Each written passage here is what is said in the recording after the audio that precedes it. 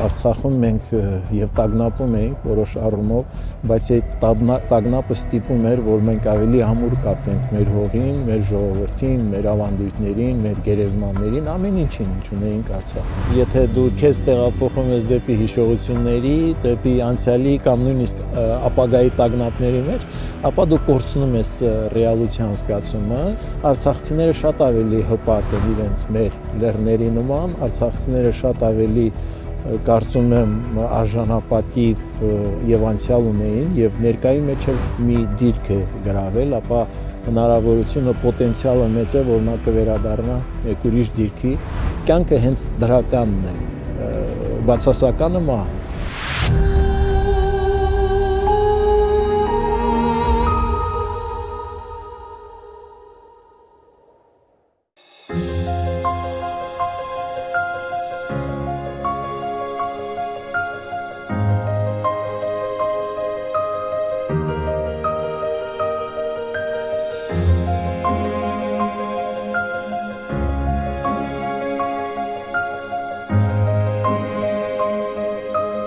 Պարոն Երեմիշյան, ոնց է ձեր մասնագիտությունը օգնում է վեր դիմանաք այս ամեն ինչին։ Շնորհակալություն, լավ եմ, լեզվով ասեմ, իհարկե հոգեբանությունը մի այնպիսի մասնագիտություն է, որ առաջինը քեզ պիտի օգնի, դու ինքդ հասկանաս քեզ, հետո օգտագործես այդ հնարավորությունը նաև մյուսներին օգտակար լինելու համար, այնպես որ ես գտնում եմ, որ ավելի հեշտ, ավելի թեթև տարա այն ամենը, ինչ մեր ժողովրդին պատահասեց։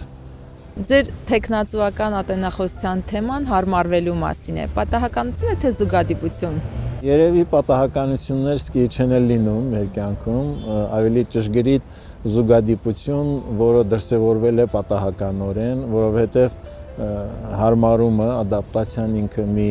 ունիվերսալ հասկացություն է, համընդգրկուն հասկացություն է, որը ճիշտ եւ ուսումնասիրելի է ցանկացած իրավիճակում։ Ստացվեց այնպես, որ ես ուսումնասիրում էի զինծառայողների հարմարումը զինվորական ծառայությանը, դե հիմա դարձավ այնպես, որ նաեւ հետաքրքրված եմ, թե ինչ process-ներ են տեղի ունենում մեր հայրենակիցների այս վերահարմարման ընթացքում։ Պարոն Երեմիշյան, մարդիկ նոր պայմաններին հարմարվելու խնդիր ունեն։ Դեռ վաղ է խոսել ադապտացման մասին։ Եվս ձեզ երբևէ դա կլինի։ Գիտեք, մենք հայտնվել ենք մի այնպիսի իրավիճակում, որը արտառոց, արտակարգ իրադրություն է եւ այդպիսի իրավիճակում միանշանակ հետազոտություններ, ուսումնասիրություններ կատարելը եւ մանավանդ եզրակացություններ կատարելը բավական խնդրահարույց է, դժվար է, ժամանակ է հարկավոր եւ յուրաքանչյուր դժվարություն յուրահատուկ է իր դրսեւորմամբ մեր Արցախի խնդիրը նույնպես, այնպես որ մենք համեմատության համար քիչ եզրեր ունենք կամ քիչ դեպքեր ունենք, այնպես որ որքան որ շարունակվի ուսումնասիրությունը միշտ լինելու է տարածվելու, խորանալու հնարավորություն։ Ունիկալ իրավիճակ է արցախցիների համար, որովհետև մի կողմից մեր ժողովուրդը հայրենազրկվեց, մյուս կողմից հայտնվեց իր մեծ հայրենիքում։ Մի կողմից մենք Արցախի ամբողջ ազգաբնակչությունը Հայաստան ենք կանչում եւ հայտնվեցինք Հայաստանում եւ երկրորդ պարագայում մենք կորցրեցինք փաստորեն մեր փոքրիկ հայրենիքը։ Այս առումով ես կարծում եմ, որ շատ պետք է մտորել, շատ պետք է մարդկանց հանդիպել, զրուցել, գրականություն ուսումնասիրել, միանշանակ հիմա դժվար է ասել, ընդամենը 1 տարի է անցել։ Սովորաբար հարմարման տեսությունը ասում է այն մասին, որ հարմարումը սոցիալ հոգեբանական հարմարումը կյանքի նոր պայմաններին մոտավորապես տևում է 4-ից 6 ամիս եւ եթե անձեն ատքով էլ դիտենք, ապա կարելի է տեսնել մեր հայրենակիցներին, որ արդեն հագնվում են նորովի իրենց վարքագծային, իրենց վարքային դրսևորումներով արդեն գրեթե չեն տարբերվում մեր հայրենակիցներից Հայաստանի Հանրապետությունում։ Չեն աշխատանք ունեն, բայց հարմարվել, այո, աշխատանք ունեն, ոմանք արդեն կարծեք նաև բնակարանային հարց են լուծել, դեռ դժվար է, բայց շատերը այդ ճանապարհին են, սակայն այստեղ կա մի թաքնված այսպես խութ դա այն է, որ արտաքին հարմարումը, այսինքն թվացial այդ դրսևորումները ամենևին չեն նշանակում, թե տեղի է ունեցել հարմարում այն ընդգրկուն առումով, որը թույլ կտա մարդուն լիարժեք դրսևորվել կենսական նոր պայմաններում։ Այստեղ ակնհայտորեն մեր մարդիկ դեռ ապրում են հուշերով, դեռ տառապում են կարոտից, այդ դժվարությունից, դեռ գիշերը չեն քնում, այլ հայտնվում են իրենց փոքր հայրենիքում եւ դեռ հույսն էլ չեն կորցնում, հա, այսպիսի հետաքրքիր իրավիճակ։ Ձեր գրառումներից էլ երևում է, որ շատ եք կարոտում Արցախը։ Միանշանակ, ինչպես մեր բոլոր հայրենակիցները, որովհետեւ ես արդեն երիտասարդ տարիքում չեմ, 60 անց եմ եւ իմ ամբողջ կյանքը, թե մանկությունը, թե գիտակցական ողջ կյանքը, թե գործունեությունը եղել է Արցախում, ընդ որում տարբեր տեղերում եւ իմ ծննդավայր Շոշ գյուղում եւ Ստեփանակերտում եւ զինծառայության բերումով հաճախակի եմ հայտնվել մեր փոքր հայրենիքի տարբեր շրջաններում, հազարավոր թելերով կապված եմ եղել ու եմ Արցախին, այդ միանգամից խզել այդ կապը եւ ոչ միայն միանգամից, այլ ես կարծում եմ, որ երբևիցե խզել այդ կապը հնարավոր չի լինելու։ Ու ասում եք այնտեղ ամեն ինչ ուրիշ էր։ Այնտեղ էլ եք գիտակցում դա։ Այո, որովհետև ես հիշում եմ, վերհիշում եմ այն զգացողությունները, որ ունեցել ենք Արցախում, այն նվիրվածությունը, որ կար մեր ժողովրդի մեջ, եւ այնպես չի, որ հեշտ էր Արցախում եւ վերջին 10 ամսվա այդ դաժան շրջափակումը, պաշարումը ես կասեի, եւ մինչ այդ էլ բազմաթիվ միջադեպերը սահմանային սրացումներ, 16 թվականի պատերազմը դեռ մինչ այդ 14-15 թվականի սահմանային սրացումներ եւ այլն, այսինքն ամեն ինչ գուժում էր այն մասին, որ այդ երկիրը, նկատի ունեմ այդ բռնի տեղահանում իրականացրած երկիրը անունը չեմ էլ ուզում տալ, այդ երկիրը երբևիցե չի հանգստանալու եւ մշտապես փորձելու է վերատիրել Արցախին, մշտապես փորձելու է առաջ շարժվել, երբ լինի դրա համար հարմար պահ։ Դա գիշատչի բնավորություն է եւ եթե հետահայաց նայում ենք մեր ժողովրդի պատմությանը, ապա դեպքեր նման իրավիճակներ կարելի է շատ բերել։ Այո, Արցախում մենք եւ տագնապում էինք որոշ առումով, բայց այդ տագնապը ստիպում էր, որ մենք ավելի ամուր կապենք մեր հողին, մեր ժողովրդին, մեր ավանդույթներին, մեր գերեզմաններին, ամեն ինչին, ինչ ունեինք Արցախում։ Ստեփանակերտի փողոցներում հաճախ էիք զբոսնում։ Հիմա որտեղ եք զբոսնում։ Հիմա էլ եմ դա անում, հիմա զբոսնում եմ Աբովյանում, ես ապրում եմ Աբովյանում, երեկոյան, որովհետև այդ զբոսնելը ինքնանպատակ չէ, այսինքն միայն մաքուր օդ շնչելը չէ, այլ նաև մարդկանց դեմքին նայելն է, այլ նաև ինքդ քեզ հետ լինելն է, այլ նաև առողջությունը մի կողմ, դա էլ է օգտակար, երկրորդ կարևոր իմաստը դա վերլուծելն է, այն իրավիճակը, որում դու գտնվում ես, մտորելն է այն դեպքերի մասին, որոնք օրվա ընթացքում են տեղի ունեցել եւ մեծ առումով այն իրավիճակը, որում դու հայտնվել ես, զբոսնեք, խորհուրդ եմ տալիս, դա օգնում է ինքդ քեզ ճիշտ տեղորոշելու, թե որ իրավիճակում ես դու հիմա գտնվում։ Երբ զբոսնում եք դուք էլ, այս կամ այն փողոցով քայլելիս նմանեցնում եք ձեզ հարազատ վայրերին։ Կա այդպիսի զուգահեռ, կա այդպիսի, ես տեսնում եմ, այո, Աբովյան քաղաք արդեն ասացի, շատ նման է մեր Ստեփանակերտին եւ երկրորդ, այսպես զուգահեռ այն է, որ այժմ մեր հայրենակիցներից վերաբնակեցված մեծ թվով կան հենց նույն Աբովյան քաղաքում, դա չէ միայն էականը, այլ այն, որ նույն ժողովուրդն է, նույն զգացողություններով, նույն ապրումներով կապ չունի Ստեփանակերտից են, Աբովյանից են, Երևանից են, Վանաձորից, թե որևէ այլ շրջանից։ Բռնի տեղահանումից հետո արցախցի մեր ուսանողներին հնարավորություն տրվեց սովորել Հայաստանի տարբեր բուհերում։ Իսկ դասախոսական կազմին? Դասախոսական կազմի վերաբերյալ որևէ հստակ որոշում չեղավ։ Երևի, չգիտեմ, թվում էր, թե դասախոսները այնքան հմուտ եւ ճկուն են, որ իրենք պետք է հոգան իրենց կարիքները։ Իրականում այդպես չէ։ իրենք նույնպես մարդիկ են, իրենք նույնպես հայտնվել են ծանր իրավիճակում, ոմանք նույնիսկ սոցիալ-տնտեսական դժվար իրավիճակներում, եւ որքան ես հետեւում եմ մեր դասախոսական կազմին, իրենք այո փորձում են վերաինտեգրվել այս իրավիճակին, փորձում են դասախոսել տարբեր բուհերում, ես նույնպես այդ ճանապարհին եմ, շնորհակալ եմ այն բուհերի ղեկավարությանը, ովքեր ձեռք մեկնեցին, որովհետև գիտեք, երբ մենք բռնի տեղահանվեցինք Արցախից, դա սեպտեմբերի վերջն էր եւ այդ ժամանակ դասաբաշխումը արդեն ավարտված էր լինում եւ մարդիկ իրենց քիչ հնարավորություններից, միշտ էլ ժամերը չեն հերիքում, այդպես է, քիչ հնարավորություններից բաժին հանեցին եւ որքան ես գիտեմ մեր առաջատար մասնագետները տարբեր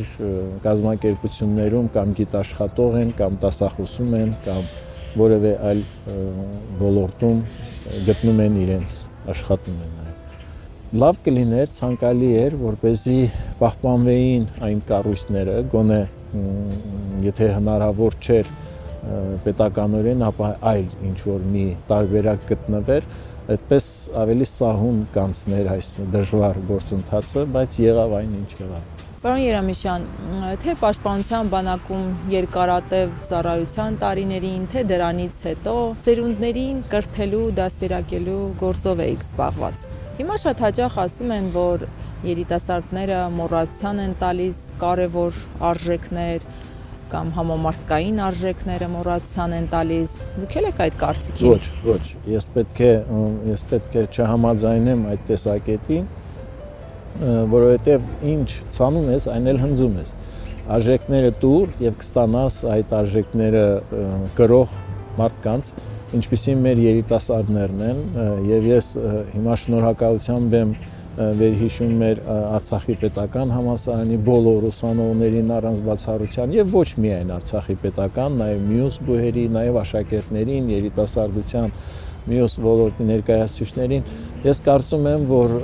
Արցախում մի ունիկալ իրավիճակ էր, երբ բոլորը հասկանում եւ գիտակցում էին, որ քեզնից է կախված քո երկրի ապագան, բոլորը դրա տակ մտել էին, այդ պատասխանատվության տակ, եւ այստեղ էլ դա շարունակվում է, օրինակ ես հետևում եմ, որ մեր երիտասարդները միմյանց հետ այդ սոցիալական հարթակներում են շփվում, հաճախակի հանդիպումներ են կազմակերպում, օրերս էլ այդպիսի մեկ հանդիպում նախատեսում է, ես կմասնակցեմ, կզրուցեմ մեր երիտասարդների հետ, այնպես որ մեր երիտասարդությունը շատ դրական կողմեր ունի այս բարդ իրավիճակներում։ Հին փիլիսոփան կարծեմ Սոկրատն էր ասել, որ եթե վստահենք մեր երկրի ապագան երիտասարդներին, ապա երկիրը փուլ կգա, դեռևս քանի հազար տարի առաջ էր ասել։ Իհարկե դա սերունդների այդպես պայքար ասեմ, թե հակասություն ասեմ, հակամարտություն ասեմ, կա այդպիսի բան կա։ Մեծահասակները հաճախ այո չեն հավանում, այսպեսի բառ օգտագործեմ, երիտասարդներին, բայց երիտասարդը ով է։ Ինքը ապագայի մունետիկն է, դեսպանն է, ինքը միտված է դեպի փոփոխություն, դեպի նորություն, դեպի ապագա, այնպես որ պետք է մեծահասակները ավելի հանդուրժող լինեն, ավելի ընկալունակ լինեն այդ փոփոխությունների հանդեպ եւ տան հարթակ հնարավորություն երիտասարդներին դրսեւորվելու համար։ Հայրենիքի պաշտպանության գործում որևէ ներդրում կատարած անձիկ հիմա ընկճված են ու ավելորդության զգացում ունեք։ Դա ֆրուստրացիա է կոչվում, այսինքն հիասթափության նման մի զգացողություն, երբ ամեն ինչ ներդրել ես, երբ քեզնից կախված ամեն ինչ արել ես, տուն ես կառուցել, ինչ որ մի ձեռքբերում ես ունեցել եւ հանկարծ տերը չես, կորցրել ես, փշրվել է, բնական է, որ կունենաս այդպիսի զգացողություններ, մանավանդ եթե դա հայրենիքն է, որին շատ Իսկ ինչը կարող է նրանց նորից ստիպել գործել։ Վերադարձը։ Կարծում եմ, որ վերադարձը հենց տեղի է ունենում մտովին, տեղի է ունենում տպավորությունների ակտուալացման, վերարտադրության ճանապարհով, այդ է պատճառը, որ մարդիկ անընդհատ հետ են նայում դեպի իրենց սակայն գլոբալ առումով հոգեբանությունը խորհուրդ է տալիս ձերբազատվել այդ անցյալի ծանր ապրումներից եւ անընդհատ առաջ նայել։ Պատկերացրեք, մեկը հայտնվել է խոր փոսի մեջ եւ անընդհատ ինչպես ժողովուրդն է ասում ծնկները ծեծում է եւ պատառոտում է իրեն, դա որևէ լավ արդյունքի չի բերի, հարկավոր է ելք որոնել այդ իրավիճակից։ Ելք ես նկատի ունեմ յուրաքանչյուրը անձնային մակարդակով իր համար ելք որոնի, այսինքն վերադասավորի իր հոգեկան կառույցը, այսինքն մտքերը վերադասավորի, փորձի տիրապետել իր հույզերին, զգացմունքներին, դժվար է իհարկե։ Ընկնելը պատահականություն է, ոտքի կանգնելը ինքդ ես որոշում։ Բնավորություն կամ այո, ինքդ ես որոշում, պետք է փորձել ոտքի կանգնել բոլոր իրավիճակներում, իրար ձեռք մեկնելով, իրար օգնելով, իրար խորհուրդներ տալով, այնպես ինչպես կարողանում է անել մեր ժողովուրդը, մեր ժողովրդի այդ ռեսուրսները պետք է գործի դնել։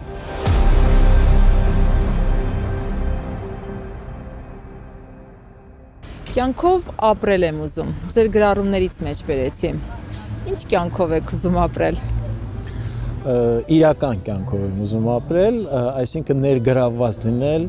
որովհետև եթե դու քեզ տեղափոխում ես դեպի հիշողությունների, դեպի անցյալի կամ նույնիսկ ապագայի տագնապների մեջ, ապա դու կորցնում ես ռեալության զգացումը եւ լիարժեք կյանքով չես ապրում։ Դու կդառնաս կամ անցյալի գերին կամ ապագայի, չգիտեմ, ուստի եւ այդ իրական կյանքով եմ ուզում ապրել, որը տալիս է ամենօրյա ինչ-որ խթան, որ ազդակներ է տալիս, որը քո ընտանիքն է, քո ընկերներն են, շրջապատն է, իրականությունն է, հենց այդ իրականությունով եմ ուզում ապրել։ Շատ ժամանակ չի մնացել, որովհետև տարիքը իր խոսքը ասում է, դու ստիպված ես լինում հետ նայել, ստիպված ես լինում քո անցած կյանքը փորձել իմաստավորել, որը քեզ դարձնում է ավելի ու ավելի մտահոգ, իրականում պետք է փորձել եւ ես դա փորձում եմ այդպես ապրել ամենօրյա կյանքով, ամենօրյա իրականության մեջ։ Իսկ Արցախի կորստից հետո համատարած անտարբերություն նկատում եք, պարոն Երեմիշյան։ Ես կասեի դա անտարբերություն չէ, դա այլայլվածություն է, դա անորոշության իրավիճակ է, երբ մարդիկ այլ բանի էին սպասում, երբ մարդիկ իրենց հույզերի մեջ մտածում էին, թե վերջապես մենք ուղղել ենք մեր մեջքը, վերջապես վերագտել ենք մեր հպարտությունը ազգային, վերջապես մենք էլ կարող ենք աշխարհի մյուս ժողովուրդների նման հպարտ ապրել, բայց արի ու տես, որ մենք ինչ որ հաշվարկում, ինչ որտեղ բացթողում արեցինք եւ հայտնվեցինք հատակին, այսինքն այնտեղ, որտեղ ոչ միայն ռազմական պարտությունն է, այլ նաեւ այդ հոգեվիճակները, որոնցից մեր ժողովուրդը շատ փորձառություն ունի, այո, անցյալում նման իրավիճակներ շատ են եղել, բայց գիտեք, այս մեկը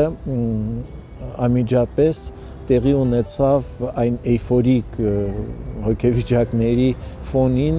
եւ այդ անցումը, այդ խզումը շատ կտրուկ եղավ։ Անտարբերություն չէի անվանի, դա անտարբերություն չէ, որովհետև ապաթիան, անտարբերությունը վերաբերում է այնպիսի իրավիճակներին, երբ մարդիկ դրանով չեն հետաքրքրվում, բայց իրականում յուրաքանչյուր հայ իր հոգու խորքում ցավ է ապրում, իրականում նա ներփակվել է իր մեջ եւ չի ցանկանում բացահայտ արտահայտել այն մտքերը, որը տիրապետում են իր հոգեկանում եւ այն հույզերն ու զգացմունքները, որ ունի, դա անտարբերություն չէ, դա պարզապես ներփակվածություն է։ Արցախցիների Արցախից դուրս գալը համարում եք արժանապատվության ցուցադրություն։ Շատերը համաձայն չեն ձեզ հետ։ Իրենց գործն է, բայց ես մնում եմ իմ տեսակետին, շարունակում եմ պնդել, որ այո, մենք կորցրեցինք մեր հողը ջուրը, մենք կորցրեցինք մեր հազարամյա հայրենիքը, համենայն դեպս այս պահի դրությամբ, բայց դրա ալտերնատիվը, այլընտրանքը պետք է լիներ ծնկաչոք կյանքը, որին մեզ նախապատրաստում էր մեր հարևանը։ Չգիտեմ, արժանապատիվ հնարավոր էր ապրել Ադրբեջանի թելադրանքով, բայց համենայն դեպս այսօր մարդիկ ճիշտ է ցավ են ապրում, բայց եւ զգում են, որ չտրվեցին։ Հիմա համեմատելու համար, ասենք, մեկ ուրիշ ժողովուրդ թող թույլ տա իրեն ենթարկվելու կամ չունենալու իր ազատությունը եւ այն սիրահորժար կամ կամավոր զիջի մեկ ուրիշին կանեն, չէ, արցախցիները շատ ավելի հպարտ են իրենց մեր լեռների նման, արցախցիները շատ ավելի կարծում եմ արժանապատիվ եւ անցյալ ունեին եւ ներկայի մեջ էլ մնացին արժանապատիվ։ Այո, չթողնելով այլ ստիպված, որովհետեւ այնտեղից են գալիս, գիտենք ինչ է տեղի ունեցել, այն ռմբակոծությունը եւ այն հրետակոծությունը եւ այն նույնիսկ ինքնաձիգի եւ գնդացրի այդ ճարտարապետները արդեն քաղաք էին մտել, թող յուրաքանչյուր մայր, հայր, ծնող պատկերացնի, թե ինչ վիճակում կլինի ամբողջ բնակչությունը, երբ քեզնից տասնյակ անգամ հզոր թշնամին չել թաքցնում իր մտադրությունը եւ փորձում է քեզ պարզապես սպանել քո հայրենիքում։ Շրջափակման օրերին արցախցիներին միշտ ոգեշնչում էիք, որ ամեն ինչ կհաղթահարենք։ Հիմա ոգևորելու, ոգեշնչելու բան կա ասելու։ Այո, միշտ էլ կա։ Ցանկացած իրավիճակում ես կարծում եմ, որ դեռ ոչինչ չի ավարտվել, որովհետեւ երբ մենք ավելի հեռուն ենք տեսնում կամ դիտում, ապա կարելի է տեսնել, որ համաշխարհային գործընթացները դեռ ոչ միայն մարելու միտում չունեն, այլ ավելի ու ավելի են սաստկանում եւ ամեն ինչ էլ հնարավոր է, եթե մի անգամ ճոճանակը մի դիրք է գրավել, ապա հնարավորությունը պոտենցիալը մեծ է, որ նա կվերադառնա մեկ ուրիշ դիրքի եւ տա Աստված, որ այդ մյուս դիրքը լինի վերադարձը Արցախ, որովհետև դա մեր ժողովրդի կամքն է, ցանկությունն է, դա մեր ժողովրդի երազանքն է ապրել իր հողում ազատ եւ ինքնիշխան։ Ոգեշնչելու պարագան մի փոքր կարող է հետագայում հանգեցնել հիասթափության, բայց իրական կյանքն էլ հենց դա է, որ դու ունես մոտիվ ապրելու, որ դու ունես պատկերացումներ ապագայի վերաբերյալ եւ այդ պատկերացումները դրական են։ Կյանքը հենց դրականն է, բացասականը մահն է։ Այնպես որ պետք է կյանքով ապրել դրական մտքերով եւ ապագային վերաբերվել դրական տեսանկյունից։